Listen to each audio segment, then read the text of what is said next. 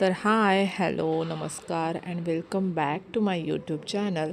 तर आजच्या ब्लॉगमध्ये मी फक्त दुपारी काय जेवण बनवलं ते मी तुम्हाला दाखवणार आहे. तर काल रात्री मिस्टर नाईटला गेले होते आणि त्यांनी सकाळीच मला फोन करून सांगितलं मी मटण आणणार आहे. त्यामुळे मी पूर्वतयारी म्हणजे वाटण बनवून ठेवलं आणि चपात्यांचं पीठ मळून ठेवलं. तर त्यांनी मटण आणलं, मी त्याला मस्त मॅरिनेट करून ठेवलं हळद वगैरे लावून आणि नंतर मटण शिजायला घेतलं. तर मटण शिजवण्यासाठी मी इकडे कांदा, लसूण आणि आमच्याकडे धणे पावडर टाकतात शिजवण्यासाठी, म्हणजे मटण किंवा चिकन शिजवताना. तर मी ते टाकलं आहे आणि नंतर मी मॅरिनेट केलेलं मटण टाकलं आहे. तर मटण जे आहे मी पाणी सुटोस तर परतून घेणार आहे. त्यानंतर मग मी जे गरम पाणी केलं आहे ते ॲड करणार आहे. तर इथे बघा मटणाला पाणी सुटलं आहे आणि पाणी पण मी ॲड केलं आहे गरमवालं. आणि नंतर चवीनुसार मीठ मी ॲड करणार आहे, कारण आम्ही सूप वगैरे पण पितो.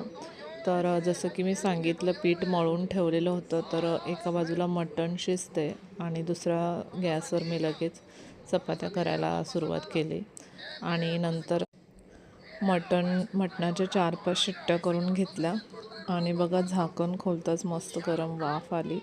मटण दिसायला खूप छान दिसत आहे गरम गरम. आणि मग तेव्हाच लगेच मी म्हटलं की जी आपली स्वयंपाकाची भांडी आहे ती आवरून घ्यावी, म्हणजे नंतर पसारा कमी होतो, म्हणजे जेवणाची भांडीसुद्धा कमी निघतात जेवण झाल्यावर.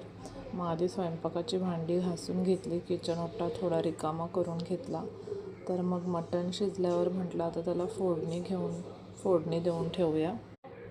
त्यामुळे मग मी तेलामध्ये ऑलरेडी हळद, मिरची पावडर, गरम मसाला, धने पावडर याची मी पेस्ट करून ती तेलात टाकली, जेणेकरून तर्री खूप छान येईल रशाला. आणि नंतर मी वाटण जे बनवलं होतं कांदा खोबऱ्याचं, तर ते मी ॲड केलं आहे आणि तो जो मसाला आहे तो तेलात परतवून घेतला आहे. त्याला तेल सुटोस तर मी चांगल्यापैकी परतवून घेणार आहे. तुम्ही बघू शकता छानपैकी तेल पण सुटलं आहे आणि लाल कलरचा मसाला झाला आहे. असा तपकिरी कलर मला खूप आवडतो मसाल्याचा.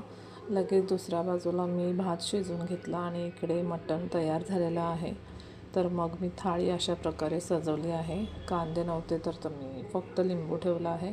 अशा प्रकारे